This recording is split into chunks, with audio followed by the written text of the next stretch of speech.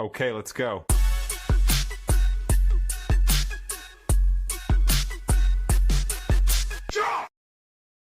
Welcome everybody to Spooky Mysteries. Today's episode, this is actually a reshoot because I'd already done this before, but I'd messed it up completely because I was using a soundboard and I had the reverb up, which is completely my fault. That's an amateur mistake. But let's get on with it. Oh, and actually, I'm going to clip this and move this to the front, right? So let me just mark this clip right here. I'm going to put a link in the bio. Please follow it. It's for a contest for Halloween. Vote for me, favorite spooky podcaster. I'm still peeved that I did not end up on that Instagram, TikTok, as spooky podcasters or as spooky content creators to follow. I'm just joking about that. So, like in the previous week, I told a story about how I almost got into a fight with like 8 individuals, right? And this is either from a gang known as Northside or as MS-13. Now, both gangs are pretty bad. One's way worse than the other because it's labeled as a terrorist threat. So that's the one we're talking about today. So it is true. I have had run-ins with this notorious gang. It was MS, a recap, when I was growing up in a relatively safe small town of Carrollton, Texas. So Carrollton, Texas, where it's at, right? There was nothing going on there. It was really boring. We actually had to go to North Dallas to go do stuff because Carrollton, Texas is very small. Nothing really happens there. That's just the breaks, right? Oh, I'm in my office. Yeah, I'm in my office here. Escaping the darkness. That's what it's going to be called. Or leaving the darkness. That's going to be what it's called on YouTube. Anyways, back to what I was saying. Except in some apartments, there was a wave of new people moving in from El Salvador. And not just El Salvador. It was from any Latin American country, right? But predominantly El Salvador. Now, I know most Mexicans have problems with other Hispanics. It's just a stereotype that just happens, right? But that's not me. I'm friends with everybody. As my next story is going to tell you, I'm friends with everybody. I don't care who you are. Some backstory in Carrollton. There was a few local gangs there. There were the Sureños, Norteños, MS-13, Eastside Homeboys, Folks, Folks. But they were like the Northsiders. They're pretty much Northsiders. Anyways, then you had me.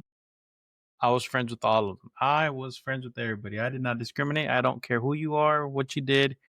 If you were cool with me, that was it. That's all I needed. Just be cool. Don't bring your drama to me. Trigger warning with what we're talking about today. I do go over some very sensitive subjects such as infanticide and femicide. So please, if you are sensitive to that, this is one of your warnings. And before I actually go over anything like that, I will give you another warning. So back to my story, and then we'll get into the main story. So one day as I was walking to a friend's house in Carrollton, I was walking over there because I didn't have a car. I was too young, right? Anyways, I didn't have a car. I wasn't supposed to drive. I'm afraid that. A brown, and I'm always going to remember this, a brown, like a khaki colored Chevy Blazer pulled up in front of me and 8 guys jumped out of it. The passenger driver door, back passenger driver door, both opened up. All 4 of them opened up. And the back trunk opened up and 8 guys jumped out. Now, little context for this, Northside and MS-13 both wear khaki or brown and white, right? My favorite color is always and will always be blue. So I wore blue and white. I wore blue Dickies and a white shirt. Just standard. Actually, no, I think that day I was wearing my blue checkered shirt, my Cholo shirt. Imagine Cholos and that blue pattern shirt that they had. I had one of those. I had one of those. I gave it away recently. For a little context. So that's what I wore, right? So I looked like a rival gang member because that is opposite of what they wear. They all jumped out and were ready to kick my ass. They were just itching for it. They were ready. So, being who I am, I didn't back down. I, squared up a little bit, stood steady, balled up my fist, and I was like, let's do this. I mean, if it's going to happen, it's going to happen. So, I wasn't going to go down easy, so I waited, and as they approached, one of them says, it's Joe, or it's my middle name, Frankie, Francisco, whatever. They knew me. They recognized me, and they all turned away, jumped back in the car, and took off. Did I panic? No, I was ready to fight. Did I go home? No, I just went to my friend's house. I wasn't going to let these guys punk me out like that. That's not who I am. So went about my day, went home, called it a day, right? I'm always going to remember that because 8 guys jumped out and almost kicked my ass. So enough about my story with them. This is a story of MS-13. And it's not what I've heard or what I've looked up. It's what I know because I saw this documentary a long time ago. B, I know who it was about. Like I knew them personally. So this is what we're talking about, right? They grew up in Carrollton, and after this happened, after this documentary aired, there was a project called Project Cleanup or Project Clean Sweep or something like that. And it was Carrollton with the feds, and they kicked them out. Well, not all of them, but it kicked out most of them. They relocated up north. So this is what they do. They go to small communities, MS-13, and they recruit children. They are not like, oh, we don't recruit kids. We don't recruit. No. They recruit children, elementary aged kids into this gang. So with the youth already in, so like once they already get the kids in, right?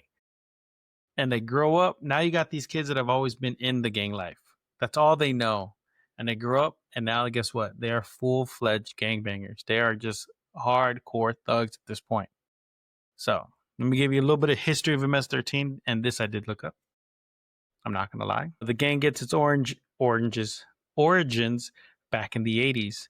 Now, they started as a protection for its people, Salvadorians, with great intentions, you know. They created themselves. They got together to protect themselves from other gangs in the area of Los Angeles where they were predominantly located. Now, they just were trying to protect themselves, keep each other safe. Over time, the well intentions ended, and they found that their real power was the numbers that they had. And that's when the real trouble started in the 90s.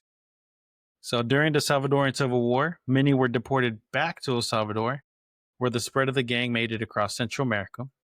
While mainly comprised of Salvadorans, it's a wide mix of Hispanics. Like I said, children are usually the first recruited. Now, how do you join? Depending on who you are, there's 2 different ways. If you're a woman, there's 2 different ways. If you're a guy, there's really only one way. So for guys, you can get what's called jumped in. In other words, you just get an ass beating. And it's not just 1, 2 people at a time. No, it's a group. It's like 13 guys at once just kicking your ass. Okay? If you're a woman, you can take both options. You can take either be that, get jumped in, or have a train ran on you. And if you don't know what that is, Urban Dictionary is your best friend on that one. But to be a gang member, they do have requirements. So you don't just get to be jumped in and that's it, right? That's like your initiation. You got to pay your dues. And how do you do that? You got to commit a crime. And they're not asking for simple crimes. They're not like go steal a car, go rob somebody, go beat somebody up. No, they want murder. That's it. They want murder. You got to murder somebody. Now, this isn't everywhere, but it is, and it is the predominant way of getting in. So they went from humble protection all the way up to the most heinous violence. Again, trigger warning. We're going to be talking about some really heavy stuff. And I mention it right now, so. All the way up to femicide and infanticide. They are not doing this behind closed doors. They do this publicly to send a message to the public that they do not care about the law.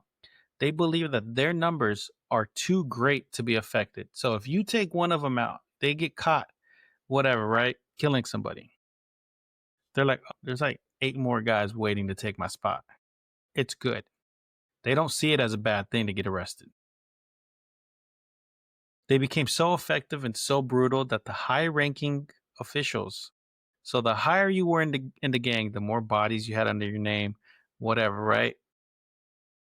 You were recruited by the cartels, like the Sinaloa cartel, Los Zetas, those guys. They were like, oh, you made a name for yourself.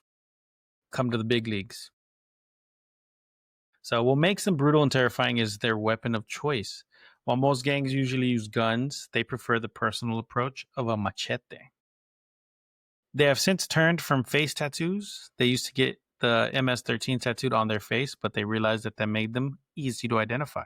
So they used to get the classic face tattoo MS right here and like 13, devil horns, things like that to show that they were MS-13. Eventually, like I said, they stopped doing that because too many people were able to identify them. Because once they got really big, a lot of people were like, okay, we know exactly who you are. But they realized, again, that was it. Now, I could go on and tell you the whole history about them, but this is just the groundwork into what I want to talk about. And what I wanted to talk about isn't a what, it's a who. Her name is Brenda Paz. She was an acquaintance of mine. We weren't friends, but we knew each other.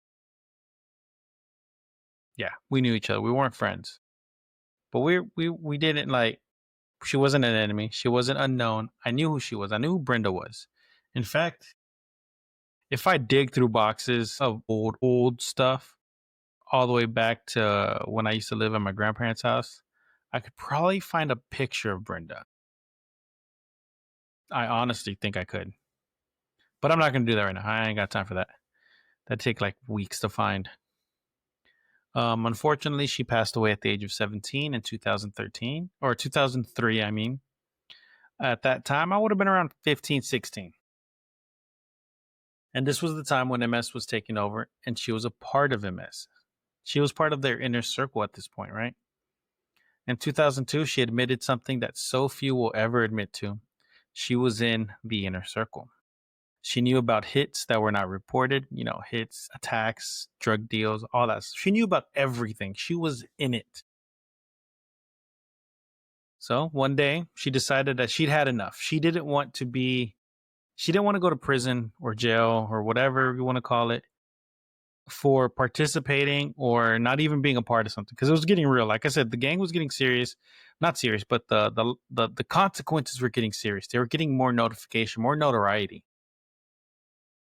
So she didn't want that. She didn't want to go to prison. So she did the only thing she thought she could do to get out.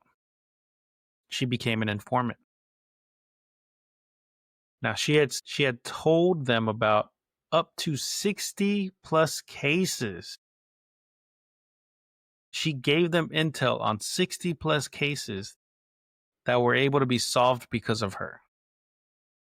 And she gave details that nobody else would know. This would be part of her downfall, because she was saying things that only those who knew would know. You know what I mean? And this decision would cost her. She knew what the results could be. One of the tattoos that you get when you're in MS-13 is the 3 little dots. And the Mexican mafia that has a meaning, but to them, they change the meaning. So the original meaning of the 3 little dots is Mi vida loca, my crazy life. But MS gave it their own meaning. The 3 places you could end up: jail, the hospital, or the grave. And she was going to the grave. She didn't want the hospital. She didn't want jail. She wanted out. So a little bit about her. She was born in Honduras to a poor family. She was the perfect target for the gang. Now, normally girls are initiated differently than guys. Sorry about that. They're usually passed around sexually. So like I said, running a train. Like I said, Urban Dictionary is your friend on that one. But she was different. She was tough. She didn't want that. So she opted for the male version of getting jumped in by 13 other gang members.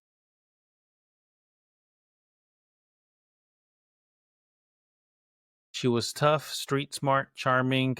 She was a good person. Beside the whole gang activity, and we've put that into that little caveat there. Her nickname was Smiley. Now, she wasn't murdered in Texas. It was in her original hometown in Virginia. So when she was born in Honduras, they moved to Virginia. That's where she grew up. When they found her, she was almost decapitated. And the autopsy revealed another secret. She was, again, trigger warning, pregnant. 4 months pregnant. And from what I remember, she was pregnant from one of the members in the gang. Because I believe at the time she did know she was pregnant, but I don't think she told that many people. I think I was one of the few people that found out. She didn't tell me. I found out. So rumors, you know what I mean? High school, middle school, high school, whatever, high school. So from what I remember, she was pregnant. One of the gang members. So she's cooperating and in the gang. She's cooperating with law enforcement and in the gang. You don't do that. Gangs have strict rules about that. You can everything from being ostracized, which means you're cut out of everybody's life. No one will ever talk to you again. And that's taking it easy on you. That's taking it easy on you. That's almost unheard of. You will usually get beat. You will usually get hurt. You're going to get hurt some way, shape, or form. So to avoid all of that, right? Gotta mind making sure that TVC's on. So, but MS, they have a different rule. Theirs is you're going to get taken out. That's it. You're going to get taken care of. That's officially your last day, right? So that's their code.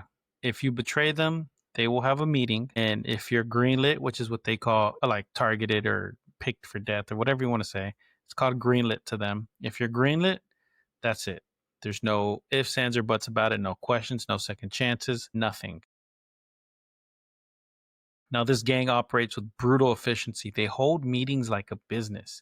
And like any business, they check in on their own people. They do their own investigations to ensure loyalty. So at my company, at the job I work at, we have our own in-house like messaging group, and it's monitored by the higher ups. And that's kind of like what they did. They didn't have a messenger group, but they kept tabs on each other to make sure they were loyal. And that's another way they found out too. So now cops are solving a lot of crime. They're getting suspicious, right? And now they're like, wait, she's calling somebody in secret. Who is she talking to? So now they're suspicious even more. She had kept it under wraps for so long, but they already knew what she was doing. Yeah, they kind of pieced the pieces together. Partially because only she had some of the information that led to some of the crimes, but they also had her friends checking in on her. So on top of working with the police and the feds, she was also being spied on by her own friends, and they kind of pieced it together like, oh, she's a snitch. She's working for the cops. And the police and the feds are constantly telling her, don't talk to anybody, stop, don't say anything, don't do nothing, just go into hiding. So she's warned many times by police and investigators, but she was isolated, alone, and pregnant, and in witness protection program. Being alone and pregnant became too much for her. She eventually told someone she trusted. That was the last nail in the coffin. That was it. That was the final piece of the puzzle they needed to officially greenlight her. And she was greenlit for death. She had called and met up with a few of them before leaving Texas. Almost like a premonition, they drove by the Trinity River. Trinity River in Texas runs all the way. Like I'm in Arlington. The Trinity River goes to Dallas. So this is a big river, right? It snakes through all of Texas or all of Dallas, the Metroplex. But like I said, like a premonition, they drove by the Trinity River where they had left a body there recently. They talked about it and laughed. They had a good time. They were just relaxing, having a good time. They partied. Then she went back into witness protection and was taken to Virginia to be kept safe because she was becoming a danger to herself because she was leaving. She was constantly calling people. So they're like, look, we got to get you out of here because this temptation is too much here. So again, alone, pregnant, and scared now, the life became too much for her. She reached out to gang members once again, her family, or what she thought was her family. Like I said, they get you when you're young and they're looking for a target audience of people that are poor, broken homes, whatever you want to call it. They're filling that void that you're missing, that family sense. Because now you're with like-minded individuals, birds of a feather flock together, right? That's what we're saying. So now they got you because now they have something that you want. They have that unity that you want. And this is how they get people. This is how they do it. They get you when you're young and you're vulnerable and you're looking for that family life. And now they have you and you're too entrenched in it that you'll do the dumbest things for them because it's your family. So she reached out to her friends, her family, And that was it. That was the last time she would ever do that. She reached out to anyone, or she reached out to her boyfriend. And little did she know that she was greenlit. They went from Texas to Virginia and held a meeting there to greenlight her, to make it official. So there wasn't okay, we're going to greenlight her in Texas, get our asses to Virginia. No. It was, we're going to go to Virginia, talk this out, figure it out, and done. That's it. That's what they did. They drove up there, figured it out, got it taken, and they're like, okay, cool. We know what we're doing. The members had a meeting previously. If I'm not mistaken, they were like in the same hotel or nearby. They were in a hotel close by, about her and had chosen that she had betrayed them, and she needed to be dealt with. With her reaching out to friends, they knew exactly where she was at. So the day before they gathered and put it to a vote. Like I said, they worked like a business, so they voted on it. And they all agreed that she had to be dealt with. The very next morning, her boyfriend called her and asked if she wanted to go fishing. Go hang out with friends like old times back home in Texas, in Dallas. On a warm summer day in Virginia, 4 friends went fishing along a peaceful river. As they got their gear set up, one of them baited his line, threw his hook out, and was getting ready to fish, right? So one of them didn't know what the hell was going on. He was there to actually fish. And he looks over and he sees a horrible sight, a horrific thing, and he runs. What did he see? 2 of the other individuals there, her boyfriend and another man, or another guy, stabbing her. They stabbed her a total of 13 times. And when she asked them why they did this to her, why they were doing this to her, all they could say was, because you're a rat. And they interviewed one of the guys in prison. He's serving a life sentence at the moment. During an interview with one of them said, one is not born an assassin or born practicing where you have to stab someone to kill a person on the first try. I would have wanted for her not to have suffered. Do you understand? From the point where it was painful. So he knew what he was doing was wrong, but he had to, because this is what the gang wanted him to do. But he didn't want her to suffer, but they stabbed her 13 times. Like he said, there's no way to do this right on the first try.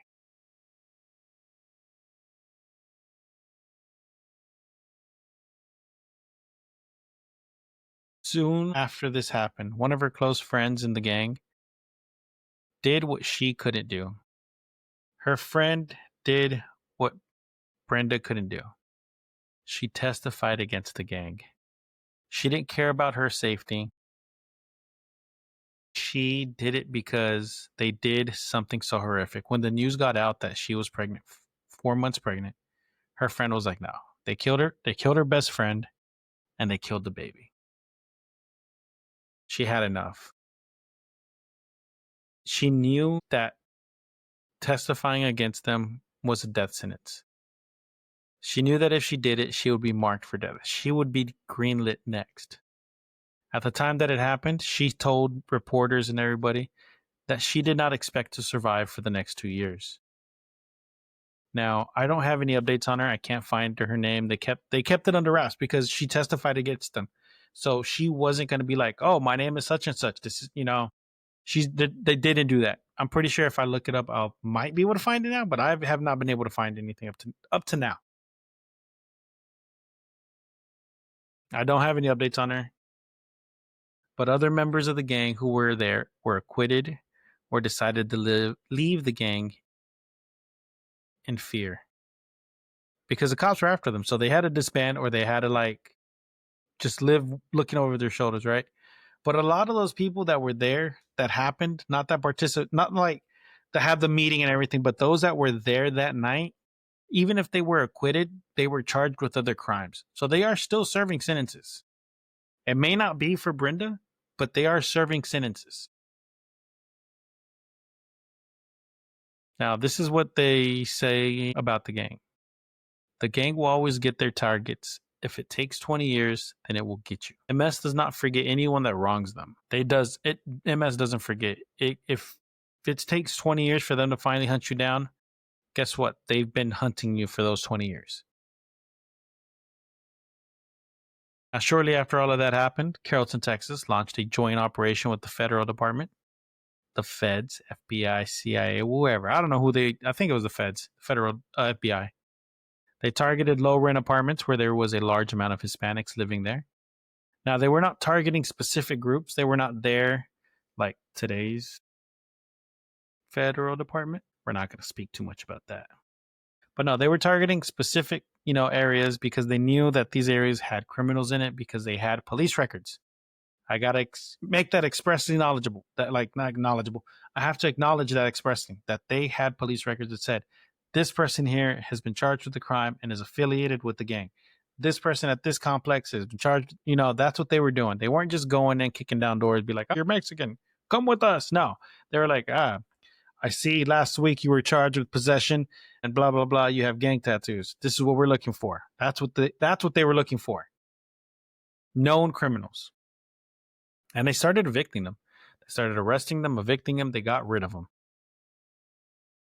Now, I didn't see all this happen. I'm not going to lie. I didn't see this happen. I heard about it. And shortly after that happened, I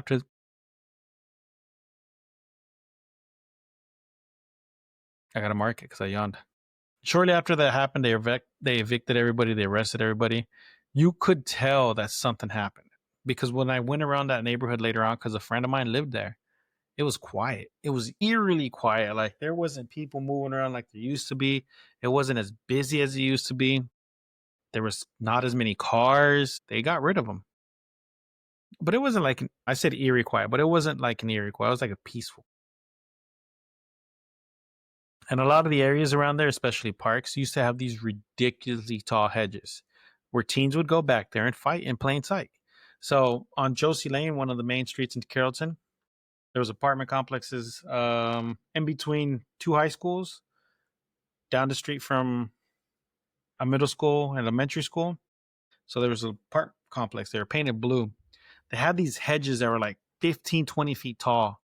And they were thick. They were closely together. Like you couldn't see through them. And they were thick. You could not see through them at all. And people would fight back there. And it was right along the main road. So they were doing this. And the same thing were happening at these other apartments too, that there were these ridiculously tall hedges with a wooden fence so you couldn't see into them. But again, shortly after that, they got rid of the hedges. They got rid of the fence, put up a chain link fence so you could see through it. And now you can't really fight there no more. I mean, people still do. Whatever, right? Things don't change. My daughter told me that that's where they would fight. I don't think she ever fought. She didn't tell me she fought. I don't know. I don't remember anymore. But yeah, so they put an end to a lot of that threat. They put an end to that temptation. Do gangs still exist in Carrollton? Yes, they're going to exist everywhere. I don't care what kind of a safe city you think you live in. I don't care if you live on the Bible Belt. I don't care if you live in an HOA.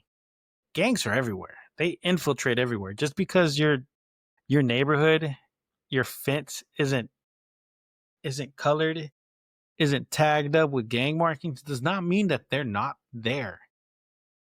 They've gotten smart. They know what people are looking for nowadays.